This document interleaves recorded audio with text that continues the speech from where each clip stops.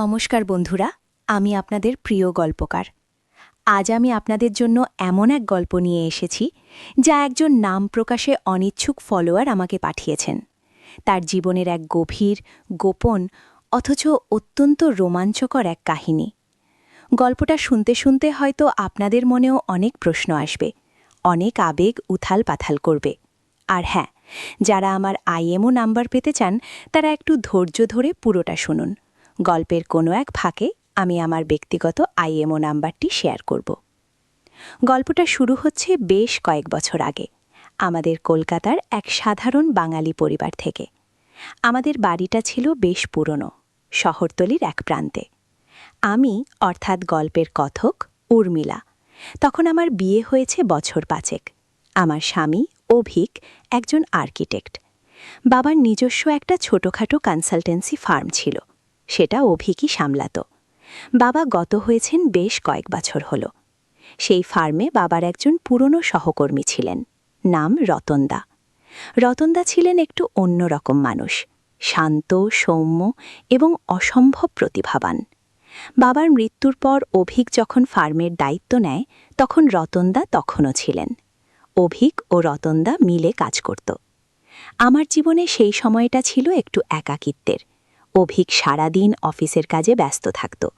আমি বাড়িতে একা বই পড়া আর টুকটাক ঘর গুছিয়ে সময় কাটাতাম। রতনদা মাঝে মাঝে আমাদের বাড়িতে আসতেন, হয়তো কোনো প্রজেক্ট নিয়ে অভিকের সাথে আলোচনা করতে। প্রথম প্রথম তাকে আমি একজন সাধারণ কর্মচারী হিসেবেই দেখতাম, কিন্তু ধীরে ধীরে তার মধ্যে আমি এমন কিছু খুঁজে পেতে শুরু করলাম যা আমাকে ভেতর থেকে নাড়া দিচ্ছিল। রতনদা যখন আসতেন তার চোখে মুখে এক ধরনের শান্ত, গভীর দৃষ্টি থাকত, যেন তিনি সব কিছুর গভীরে পৌঁছে যেতে পারতেন। যখন তিনি অভিকের সাথে কাজের কথা বলতেন তখন তার সবটুকু মনোযোগ থাকত সেদিকে। কিন্তু মাঝে মধ্যে যখন অভিক একটু অন্যমনস্ক হতো, রতনদা আমার দিকে তাকাতেন। সেই দৃষ্টিতে কোনো কামনার ছাপ ছিল না, ছিল এক অদ্ভুত সহানুভূতি, এক বোঝাপড়া, যেন তিনি আমার একাকিত্ব, আমার ভেতরের চাপা পড়ে থাকা কষ্টগুলো বুঝতে পারতেন। একবার অভিককে একটি জরুরি প্রজেক্টের জন্য 2 দিনের জন্য বাইরে যেতে হয়েছিল। বাড়ি একদম ফাঁকা, আমি একা। সেদিন বিকেলে রতনদা এসে হাজির। অভিক ফোন করে জানিয়েছিল যে তিনি আসবেন কিছু দরকারি কাগজপত্র নিয়ে। আমি দরজা খুলে দিলাম। রতনদা ঢুকেই বললেন, কি কাণ্ড, আপনি একা? অভিকটা না হয় বাড়ি ছেড়ে গেল। তার কথায় স্নেহ ছিল, একটু মজাও ছিল। আমরা বসার ঘরে বসলাম। বাইরের বারান্দায় তখন সন্ধে নামছিল, হালকা বৃষ্টি শুরু হয়েছিল। রতনদা অভিকের জন্য আনা কাগজপত্রগুলো টেবিলের ওপর রাখলেন। তারপর বললেন, একটু চা হবে কি? আমি বললাম, অবশ্যই। রান্নাঘরে গিয়ে চা বানাতে বানাতে আমার মনের মধ্যে এক অদ্ভুত অনুভূতি হচ্ছিল। রতনদা যেন আমার চারপাশটাকে এক অজানা মায়া জালে জড়িয়ে ফেলছিলেন। চা নিয়ে আসার পর তিনি আমার দিকে তাকিয়ে হাসলেন। সেই হাসিতে কি ছিল আমি জানি না, তবে আমার বুকের ভেতরটা ধুকপুক করছিল।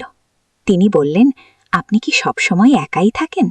আমি একটু থতমত খেয়ে বললাম, হ্যাঁ, অভিক প্রায়ই ট্যুরে থাকে। তিনি দীর্ঘশ্বাস ফেলে বললেন, জীবনটা বড় অদ্ভুত, তাই না? কখনো আমরা পাশে কাউকে পাই, আবার কখনো। তার এই কথাগুলো আমার মনে গভীর রেখাপাত করল। আমি বুঝতে পারছিলাম তিনি হয়তো আমার একাকিত্বের কথা বলছেন, কিংবা আরও গভীর কিছু। তার গলার স্বরটা আমার মনকে কেমন যেন ভারাক্রান্ত করে তুলছিল। আমি শুধু তার দিকে তাকিয়ে রইলাম। সেদিন অনেকক্ষণ আমরা কথা বলেছিলাম। অভিকের ছোটবেলার গল্প, বাবার সাথে তার স্মৃতি, তার জীবনের নানা ঘটনা। রতনদা খুব সাবলীলভাবে কথা বলছিলেন, কিন্তু তার কথার ফাঁকে ফাঁকে যেন এক অব্যক্ত বেদনার সুর বেজে উঠছিল। আমি অনুভব করছিলাম এই মানুষটা হয়তো জীবনে অনেক কিছু হারিয়েছেন, আর সেই হারানো বেদনার ছায়া তার চোখে মুখে লেগে আছে। বৃষ্টিটা তখন আরও জোরে এসেছিল। বাইরের প্রকৃতি যেন আমাদের মনের অবস্থার সাথে একাত্মতা প্রকাশ করছিল। রতনদা হঠাৎ বলে উঠলেন, আপনার চোখগুলো খুব সুন্দর উর্মিলা দেবী। জানেন, আপনার চোখের দিকে তাকালে মনে হয় যেন কত গভীর সব গল্প লুকিয়ে আছে ওখানে। তার এই আকস্মিক প্রশংসা আমাকে একেবারে হতবাক করে দিল। আমি কিছু বলতে পারলাম না, শুধু তার চোখের দিকে তাকিয়ে রইলাম। তার দৃষ্টিতে আমি কোনো বিকৃত কামনা দেখিনি, দেখেছিলাম এক গভীর মুগ্ধতা, এক সম্মোহন। মনে হচ্ছিল তিনি যেন আমার আত্মার গভীরে প্রবেশ করছেন। আমার শরীর যেন অবশ হয়ে আসছিল, বুকের থুকপুকানি বেড়ে গিয়েছিল। সেদিন তিনি যখন চলে গেলেন, আমি দরজা বন্ধ করে দাঁড়িয়ে রইলাম। মনে হচ্ছিল একটা বিশেষ মুহূর্তের অবসান হল, কিন্তু সেই মুহূর্তটা আমার মনে গেঁথে রইল। এরপর থেকে যখনই রতনদা আসতেন, আমার মনে এক অন্যরকম অনুভূতি হতো। তার আগমন আমার জীবনে এক নতুন রঙের সঞ্চার করত। অভিকের অনুপস্থিতিতে আমি তার অপেক্ষায় থাকতাম। একবার অভিক অফিসের কাজে দেশের বাইরে চলে গেল, প্রায় 1 মাসের জন্য। আমি সম্পূর্ণ একা। একদিন রতনদা এলেন। সেদিন তিনি শুধু অভিকের কাগজপত্রের জন্য আসেননি, তিনি এসে চুপচাপ বসে রইলেন। তার চোখে মুখে ছিল এক গভীর অস্থিরতা। আমি বুঝতে পারছিলাম কিছু একটা বলতে চাইছেন, কিন্তু বলতে পারছেন না। আমি তাকে চা দিলাম। তিনি চা খেতে খেতে আমার দিকে তাকালেন। তার দৃষ্টিতে সেদিন সেই পুরনো সহানুভূতি ছিল না, ছিল এক তীব্র আকাঙ্ক্ষা। আমার বুকের ভেতরটা আবার ধুকভুক করে উঠল। আমারও যেন সেই একই অনুভূতি হচ্ছিল। তার উপস্থিতি আমার চারপাশটাকে এক অন্যরকম উত্তেজনায় ভরিয়ে দিচ্ছিল। তিনি আলতো করে আমার হাতটা ধরলেন। তার হাতের স্পর্শে যেন বিদ্যুতের ঝলক বয়ে গেল আমার শরীরে। আমি হাতটা সরিয়ে নিলাম না, তার হাতটা আমার হাতের ওপরেই রইল। তার আঙুলগুলো আমার আঙুলের ওপর আলতো করে বুলিয়ে দিচ্ছিল। সেই স্পর্শে কি ছিল? এক অব্যক্ত ভালোবাসা, এক নিষিদ্ধ আকাঙ্ক্ষা, এক গভীর টান।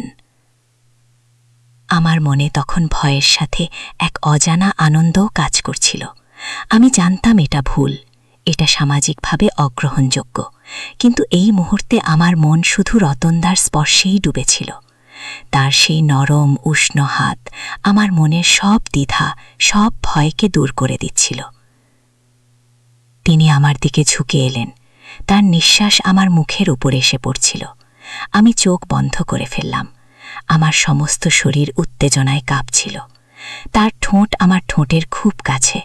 আমি অনুভব করতে পারছিলাম এই মুহূর্তটা হয়তো আমার জীবনের সবচেয়ে বড় ভুল হতে চলেছে, অথবা এক নতুন অধ্যায়ের শুরু। হঠাৎ দরজার বাইরে গাড়ির শব্দ। অভিক এসে পড়েছে। রতনদা চমকে আমার হাত ছেড়ে দিয়ে উঠে দাঁড়ালেন। তার মুখে রাজ্যের বিস্ময় আর ভয়। আমারও একই অবস্থা। অভিক কি সব দেখে ফেলল? রতনদা দ্রুত বললেন, আমাকে যেতে হবে। তিনি প্রায় ছুটে দরজার দিকে গেলেন। আমি স্তব্ধ হয়ে দাঁড়িয়ে রইলাম। আমার হার্টবিট তখন পাগলের মতো লাফাচ্ছে। দরজায় কড়া নাড়ার শব্দ। আমি কোনো মতে নিজেকে সামলে দরজার দিকে এগিয়ে গেলাম। আমার জীবনের সেই রাতটা আমি কখনো ভুলতে পারবো না। রতনদা কি কিছু বুঝতে পেরেছিলেন? অভিক কি কিছু টের পাবে? এই অনিশ্চয়তা আমাকে গ্রাস করছিল। রতনদা কি আবার আসবেন? তিনি কি এই অসমাপ্ত অধ্যায়টা শেষ করবেন, নাকি সবকিছু এখানেই শেষ হয়ে যাবে? এই গল্পের পরবর্তী অংশ জানতে চান? আমার IMO নাম্বার পেতে হলে এবং এই অসমাপ্ত কাহিনী জানতে হলে আমাকে কমেন্ট করে জানান। সাবস্ক্রাইব করুন। পরের পর্বে আমরা জানব কি হয়েছিল। বন্ধুরা, আমার IMO নাম্বার পেতে হলে এই গল্পের দ্বিতীয় পর্বের জন্য কমেন্ট করুন। যত বেশি কমেন্ট আসবে, আমি তত দ্রুত দ্বিতীয় পর্ব নিয়ে আসব।